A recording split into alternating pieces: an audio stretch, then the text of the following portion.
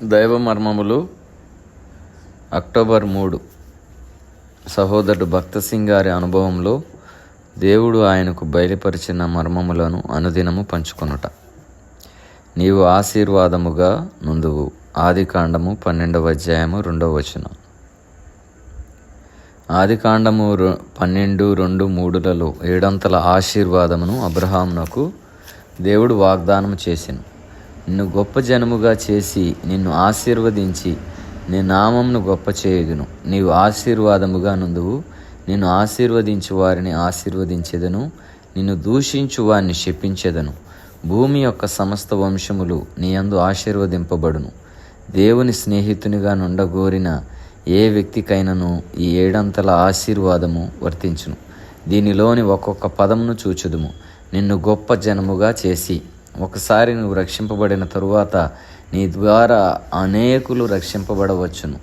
వారి ద్వారా ఒకరి తరువాత ఒకరు ఇంకను అనేకులు రక్షింపబడవచ్చును. మనమందరం ఆయన కుటుంబంలో ఒక భాగమగుదము.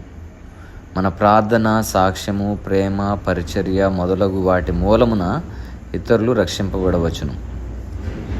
నిన్ను ఆశీర్వదించి మనము దేవుని యొద్ద నుండి పలు రకములుగా నిత్యమైన ప్రత్యేక ఆశీర్వాదములను అనుదినము పొందుట ప్రారంభించుదుము.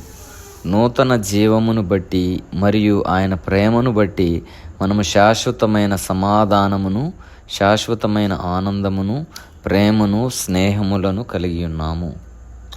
నీ నామమును గొప్ప చేయుదును. ఒక మనుష్యుడు లోకములో ఎంత గొప్పవాడైనను చనిపోయినప్పుడు సంపూర్ణముగా మరోబడును. కానీ తిరిగి జన్మించిన మనుష్యుడు మరియు ప్రభువైన యేసుక్రీస్తుకు చెందిన వారందరూ మరణము నందు పరలోకములో రాజులుగా యాజకులనుగాను ఆహ్వానించబడుదురు. నీవు ఆశీర్వాదముగా నుండు. భూలోకములో నున్నవారు మన ద్వారా ఆదరణ, ప్రోత్సాహము, బలము పొందెదరు. నిన్ను ఆశీర్వదించు వారిని ఆశీర్వదించేదను. ఈ మాటలను వివరించనగత్యము లేదు. వాగ్దానము యొక్క భావము ఎంతో స్పష్టముగా ఉన్నది. మనకు విరోధముగా శత్రువు యొక్క ఏ ఆయుధమునైనను ఆయన వర్ధిల్లనీయడను వాగ్దానము ఉన్నది. 6వదిగా భూమి యొక్క సమస్త వంశములు నీ యందు ఆశీర్వదింపబడును.